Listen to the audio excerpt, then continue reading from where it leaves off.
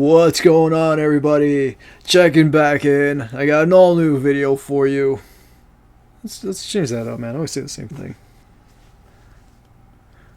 What's going on, my dudes? Today I want to talk about a series. The first volume of this dropped on Tuesday. By the time this drops, this will be like, 2 weeks old, but it's still pretty new.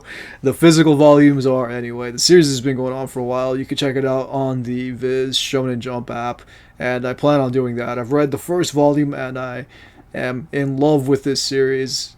I drew a bunch of parallels to things that it reminds me of, but I'm going to save that for when I show you the panels because I don't want to keep saying the same things over and over. Though I will say I'm excited to keep reading it and see what else happens next. I've gone in pretty much completely blind. I have not watched anyone else's videos on this series. I've not seen anything related to the series. All I know about it is that it's a classic and a lot of people have been into it for a while, and I just never really had a chance to get around to it myself. I've been extremely busy with this channel and with working and whatnot, so I haven't had as much time as I would like. Now I'm going to make time to start getting into it and read it on the Viz app, and then I think Volume 2 drops in like January or something. So, in the meantime, I'm excited to talk about this series. I'm sure most of you watching this have already read it. If you haven't read it yet, this is a let's talk about Dandadan. I went into Yuki Nobutatsu's Dandadan almost completely blind. Didn't watch any videos by other creators or know much of anything about the series other than it has a pretty dedicated cult following.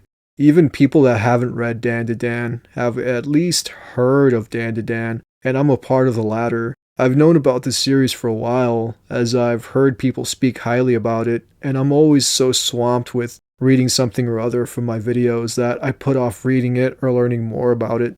Homunculus is another one that I'd really like to eventually get into, as that series has a pretty dedicated following too. Bottom line is, putting off reading Dandadan was a mistake. I loved this first volume and plan on reading the rest of it on the Viz Shonen Jump app. I will happily be joining the ranks of people hooked on this series. I couldn't find a single flaw, but if you look hard enough, I'm sure they're there. That shouldn't matter. If something entertains you and brings you some sort of joy or enlightenment or even peace, that should be enough. I love the artwork and the overall style of Dandadan. Wouldn't be surprised if Yuki Nobutatsu had several fashion magazines spread out before him as he created the clothing and fashion of the characters. One of our lead's best friends is even a gyaru. I'll post a picture here for anyone who may not know what that is. Even the girl herself, Momo Ayase, is a bit of a fashion victim, style over substance. As I've said, the art is pretty sleek and I almost want to say pristine, though to completely contradict myself, at times it's messy in the most intentional way. When things go haywire, and they do at the drop of a hat, the lines go from clean and perfect to jagged and messy, like a child's careless scribbles. Edge Runners comes to mind. I've made the comparison before in one of my Goodnight Boon Boon review videos, and I'll make it again. It reminds me of the film The French Dispatch. There is a character in that film named Moses Rosenthaler, and he is a painter capable of immaculate feats. Though there is this lingering question about whether or not someone is truly an artist based on merit or skill. If you can draw abstract lines with no meaning and call it art, is it truly art? However, if you are able to draw a bird and can draw it flawlessly, you are an artist. You are just a person who chooses to draw abstract portraits. Jackson Pollock. These aren't my thoughts on art, by the way, but a suggestion made by a character in the film, and it is something I see in Dandadan. This mangaka has a proficient art style beautifully rendered on the pages of the story. Then at times it looks like a 5-year-old went to town with a piece of paper. That is the wonder of honing a skill to a level of being able to command solid artwork or blatant chaos. And given how well Yuki Nobutatsu can draw, I respect that he goes through an array of styles in less than 10 pages of story. It reminds me of what it feels like watching an episode of Kaguya-sama, Love is War. What I also really enjoyed is I instantly got summertime rendering and Mieruko-chan vibes from this series. Though more than anything, I got Dead Dead Demons vibes, which is a series I totally adore. Our leads are two of the most misfit of misfits people out. The goofy kid named Okarun, who likes aliens, and the fashion victim Momo, who believes in ghosts. Two of the unlikeliest people to hunt ghosts and aliens, and yet they are our leads, and their boundless shenanigans are incredibly entertaining. I won't say more about the plot itself as to not ruin your experience with it. If you haven't already poured through this series and gotten to know our leads, there is no time like the present. It's honestly only a matter of time before this series gets an anime. There is no way in hell it doesn't get an anime adaptation. I feel like this story has the potential to reach Chainsaw Man level cult status.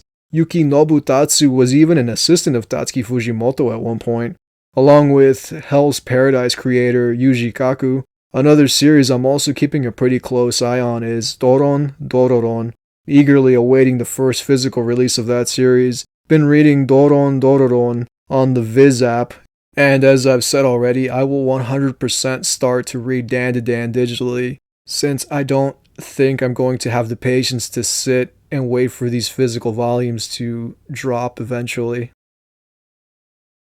I'm definitely deeply in love with Dandadan. Yukinobu Datsu does an incredible job with the series. I love the artwork.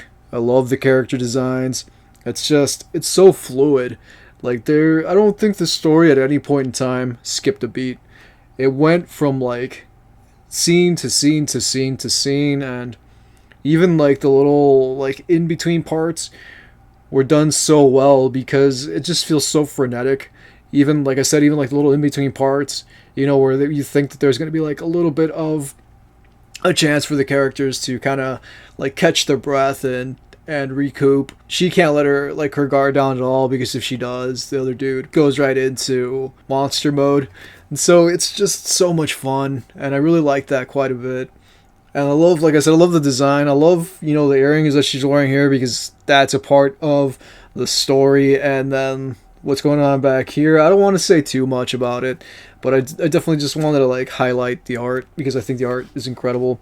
I love that she kind of looks like Aiko from Goodnight Boon Boon, and that kind of breaks my heart a little bit.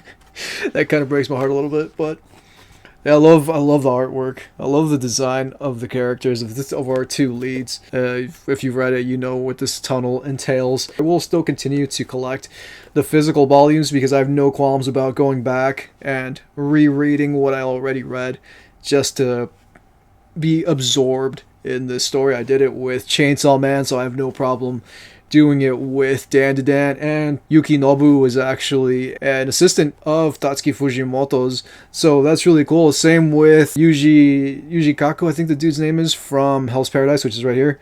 I think he was also at one point an assistant of Tatsuki Fujimoto, so that's really cool. You have these incredible authors, these incredible mangaka that do these really wild series is like Dandadan and Hell's Paradise. And if you haven't read Hell's Paradise, I really recommend Hell's Paradise. I did a video about it a long time ago.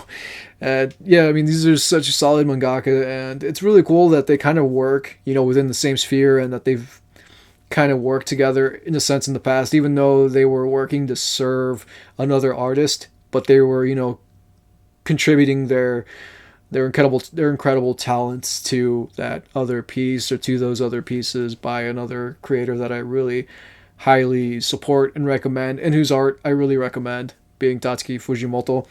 But this one is not about Tatsuki Fujimoto. This is about Yukinobu Tatsu and Dandadan, and his series Dandadan, which as far as I know, this has a pretty solid cult following. And I'm sure it's going to get bigger. Like, now that this physical volume is dropped, for those people that don't read stuff on the Viz app or whatever, the Shonen Jump app, I think now that this is live, I think there's going to be an even bigger explosion in the following, in the fan base. Even if this ends up eventually getting an anime, which I 100% think is going to happen. I mean, Hell's Paradise has an anime. I'm not sure when the hell that's coming out. But yeah, Hell's Paradise has an anime adaptation in the works.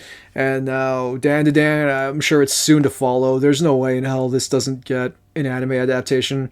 It really definitely highly deserves it, especially with how well it seems the Chainsaw Man anime is doing. As of this recording, only the first episode is aired, but it's been pretty well received, which I'm really happy about because I love Chainsaw Man and I've consumed the series like 2 times through, and it is one of my favorite mangas that I've ever read. So yeah, that's all I have for you. I hope that you enjoyed this video. Please stick around. I've got tons of other stuff on the channel. If you've read all of Dandadan, please tell me what you think, but please, no spoilers because I've only read the first volume myself. I plan on reading more of it in the coming weeks. And yeah, I don't want to spoil it for anybody else that's maybe just getting into it. So tell me your thoughts without giving away too much of the series. That's all I have for you. Thank you so much for watching. My name is Oscar. Please take care of yourselves.